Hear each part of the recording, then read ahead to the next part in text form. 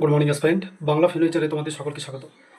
আজকে কিছু ছেলের দেওয়া হোয়াটসঅ্যাপ লিঙ্ক এবং কিছু ছেলের যুবকের তাদের যে বেদনা, তার বহিঃপ্রকাশ করে যে এসএমএসগুলো আমাকে পাঠিয়েছে, সেই সম্বন্ধে আমি তোমাদের দু এক কথা বলবো। খুব ভালো করে শুনবে, তোমরা বোঝার চেষ্টা করবে আমি কি বলতে চাচ্ছি। একটা ভিডিও আমাকে দেখানো হয়েছে। সেখানে দেখলাম কিছু মহাজ্ঞানী তারা বলছে যে এটা হরাইজন্টাল রিজার্ভেশন করা হবে, এতে কোনো প্রবলেম বা সমস্যার সম্মুখীন হবে না আনরিজার্ভ ক্যাটাগরি। আরেকজন বলেছে যে শুধু আমাদের রাজ্যে এটা প্রথম নয়, বিভিন্ন রাজ্যে হয়েছে। খুব ভালো কথা।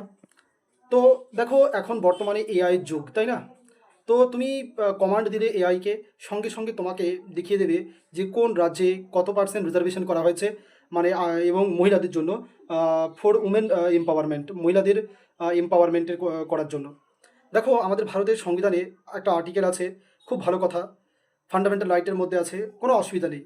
কিন্তু সেখানে কিছু কি বলবো, যারা অন্ধভাবে পড়াশোনা করে এবং যারা শিক্ষকতার দাবি করে, তারা হয়তো একটা জিনিসের মর্মই বোঝে না।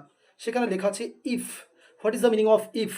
বলা আছে যে ধর্ম, জাতি, বর্ণ, গোত্র সমস্ত কিছু ভেদাভেদ না করে সকলকে ইকুয়াল অপরচুনিটি দিতে হবে পাবলিক তোমার জবের ক্ষেত্রে।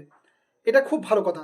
কিন্তু বলা হয়েছে যদি সেখানে দুর্বল কেউ থাকে আর্থিকভাবে, বা পিছিয়ে পড়া অনগ্রসর শ্রেণী থাকে, তাদের আপলিফমেন্ট করার জন্য, অথবা মহিলা এবং শিশুদের তোমার জীবন ব্যবস্থাকে উন্নত করার জন্য, এম্পাওয়ারমেন্ট করার জন্য, আপলিফমেন্ট করার জন্য সরকার যদি চায় তাহলে অনেক কিছু করতে পারে। কিন্তু কন্ডিশন হচ্ছে কি? কন্ডিশন হচ্ছে একটাই, যদি তারা ভাবে যে তারা অনেক পিছিয়ে আছে। আচ্ছা বলো, আমাদের পশ্চিমবঙ্গের তথা আমি যদি কেন্দ্রের কথা বলি, মহিলা এম্পাওয়ারমেন্ট তো প্রচুর হয়েছে, তাই না? আমরা দাবিদার, আমরা শুনছি বিভিন্ন জায়গায়। আচ্ছা, তো আমরা শুনে যাচ্ছি যে মহিলা এম্পাওয়ারমেন্ট হচ্ছে, তাহলে কেন আবার এক্সট্রা করে মহিলা এম্পাওয়ারমেন্টের দোহাই দিয়ে কেন আনরিজার্ভ ক্যাটাগরির সিটটাকে খাওয়া হচ্ছে, সেই জিনিসটা আমার কিন্তু বুঝে আসছে না।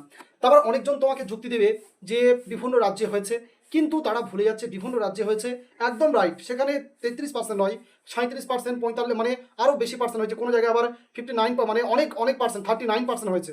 কিন্তু সেই ডেটা যদি তুমি আরেকটু যদি সামনে আগিয়ে যাও, দেখবে এক বছরে উইদিন 1 ইয়ার্সের মধ্যে 6-7টা পরীক্ষা হয়ে গেছে, চাকরির পরীক্ষা হয়েছে। তুমি তামিলনাড়ুতে যদি দেখো, তুমি পাঞ্জাবে যদি দেখো, 1 বছরের মধ্যে 6-7টা নোটিফিকেশন বেরিয়েছে। আমাদের পশ্চিমবঙ্গে আমরা শুনেই যাচ্ছি নোটিফিকেশন নোটিফিকেশন নোটিফিকেশন, একটাও কি বেরিয়েছে এখনো অবধি? কোচিং সেন্টারগুলো কোটি কোটি টাকা কামিয়ে নিয়েছে শুধু গ্রাম পঞ্চায়েতের নোটিফিকেশন দিয়ে, কিন্তু এখনো কি নোটিফিকেশন বেরালো? যেখানে আমাদের বলছি যে মহিলাদের সংরক্ষণ, ঠিক আছে, কোনো অসুবিধা নেই, অন্যান্য রাজ্যের সঙ্গে আমাদের এটা পাল্লা দিক, কিন্তু চাকরির ক্ষেত্রে, নোটিফিকেশনের ক্ষেত্রে অন্যান্য রাজ্য 7-8টা এক্সাম নিয়ে নিয়েছে, 7-8টা। সার্চ করে দেখো, তোমরা যারা বলছে যে বিভিন্ন রাজ্যে সব আছে, আমাদের এগুলো আছে, কিন্তু এটা তোমাকে বলছে না যে আরেকটু বলবে বা কিভাবে। তো তোমাকে একটা সীমা, যা হোক, আমি কিছু বলতে যাচ্ছি না, যেটা বলছি খুব ভালো করে বোঝো। সেটা হচ্ছে বিভিন্ন রাজ্যে, যে রাজ্যগুলোতে হয়েছে, সেই রাজ্যগুলোতে 6-7টা করে এক্সাম উইদিন 1 ইয়ার্সের মধ্যে কন্ডাক্ট হয়ে গেছে। এই জিনিসটাও তোমাদেরকে বুঝতে হবে। আর একটা খেলা ভালো করে বোঝো, হরাইজন্টাল রিজার্ভেশন খুব ভালো জিনিস, যদিও হরাইজন্টাল শব্দটা এখানে নেই।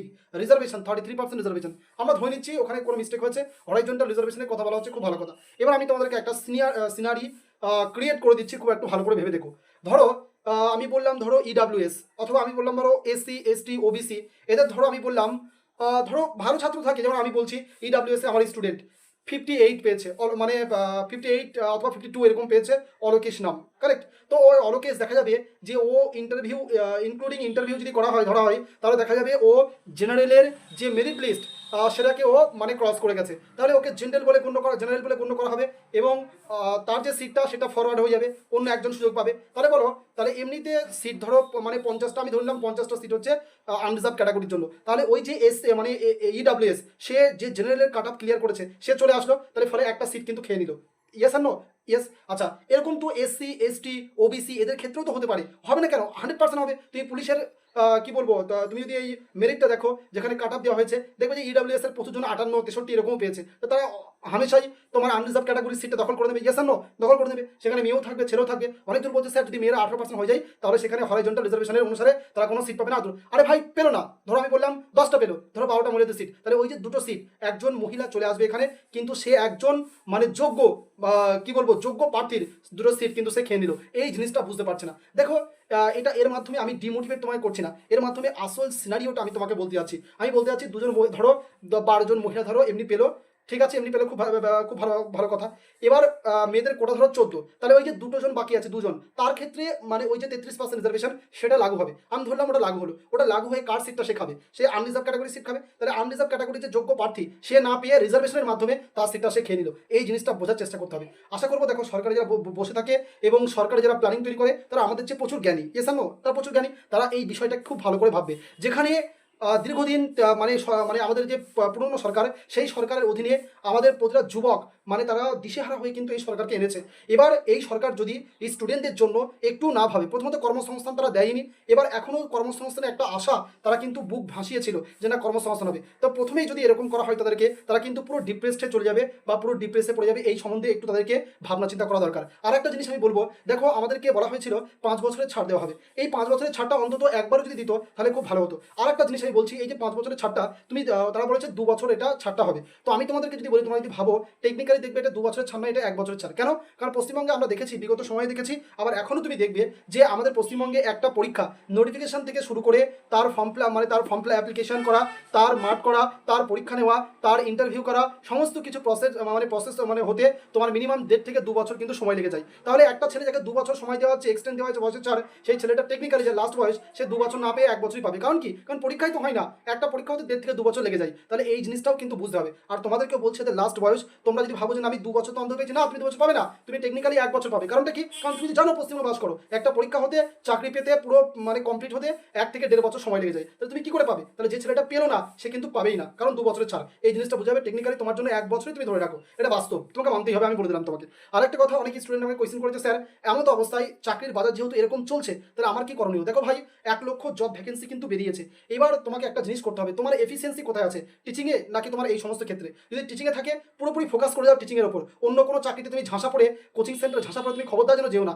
কেন বলছি যেও না? কারণ তুমি যেখানে লাগাবে তোমার 100% তুমি ইফোর্ট লাগাও, নাহলে যদি মিস হয় তাহলে কিন্তু তোমার কপালে দুঃখ আছে। আমি এই জিনিসটা বলে দিলাম, 2 বছরের মধ্যে তোমাকে চাকরি করে নিতে হবে। আরেকটা জিনিস, যারা ওয়েস্ট বেঙ্গল পুলিশ, কেবি পুলিশ এবং বিভিন্ন পরীক্ষার জন্য এম করে আছো, ফোকাস করে আছো, তোমরা এখন থেকেই আরম্ভ করে দাও প্রস্তুতি এবং প্রো লেভেলের প্রস্তুত করো। কারণ তুমিও ধরে নাও যে তোমার 1.5 থেকে 2 বছরের মধ্যে চাকরি পেতেই হবে। কারণ কি? নতুন সরকার এই সময় প্রচুর পরিমাণে নোটিফিকেশন বেরাবে, সরকার চাকরি দেবে, এই স্রোতে তোমাকে চাকরি করে নিতে হবে। এই জিনিসটা যদি না বোঝো তাহলে কিন্তু তুমি প্রচুর পরিমাণে আফসোস করবে দিনের শেষে। আমি বলে দিলাম, কারণ আমার প্রত্যেকটা কথা মিলবে আমি যা বলেছি তোমাকে। আরেকটা জিনিস আমি বলছি, তুমি যদি ভাবো যে না আইকার মতো আমার কোয়েশ্চেন হবে, তাহলে তুমি কিন্তু বোকা আছো। কারণ কি? 2024 সালের ডাব্লিউপি পরীক্ষার কোয়েশ্চেন তোমরা দেখলে, তারপরে 2024 সালের যে ডাব্লিউবিসিএস এর পরীক্ষাটা এবার হলো 2026 সালে, তার পরীক্ষার এক্সামের কোয়েশ্চেন প্যাটার্ন কোয়েশ্চেনের লেভেলটাও তুমি দেখলে, তুমি দেখতে পাচ্ছ লেভেলটা দিন দিন এত পরিমাণে ইনক্রিজ হচ্ছে তার কল্পনা নেই। কারণটা কি? কারণটা আমি তোমাকে বলেছিলাম, এলিমিনেশন করতে হবে সরকারকে।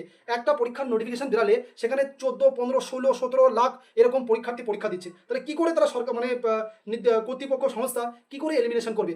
দুটো অপশন আছে, হয় কাট সহজ কোয়েশ্চেন দিয়ে কাট আপটা হাই হবে, আর না হলে কি হবে বলো দেখি, না হলে কোয়েশ্চেনের লেভেলটা হাই করতে হবে। এই দুটোর মধ্যে তারা প্রথমটাকে দ্বিতীয়টাকে চুজ করছে, যে কোয়েশ্চেনের মান সেটাকে উন্নত করছে। এবার তুমি যদি ভাবো ইতিহাসের জনক হেরোডোটাস এই পড়ে তুমি পাস করবে, তাহলে কিন্তু জীবনে তুমি দিবা স্বপ্নে বেঁচে আছো। খুব ভালো করে শুনে নাও। আর একটা, তুমি যদি ভাবো যে না এরকম যে ভারতবর্ষ কত সালে স্বাধীন হয়েছিল, লে মার টিক মার, আমি তো খুব পারছি ইউটিউবে ক্লাস করে, যদি এরকম ভাবে পড়ো জীবনে তোমার চাকরি হবে না, এই জিনিসটা মনে রেখো। কারণ এখন বাচ্চা ছেলে যে 10-এ পড়ে সে কম্পিটিটিভ এক্সামের জন্য প্রিপারেশন করছে, কি বললাম বুঝতে পারছো? সুতরাং বি কেয়ারফুল, এটার জন্য প্রচুর যত্ন নাও, ভালো করে পড়াশোনা করো। আর তুমি দেখতেই পাচ্ছ কি হতে চলেছে সামনে। সুতরাং যদি সরকারি চাকরি আশা থাকে তাহলে এই 2 বছরের মধ্যে, মার্ক মাই ওয়ার্ড, এই 2 বছরের মধ্যে চাকরি করে নাও।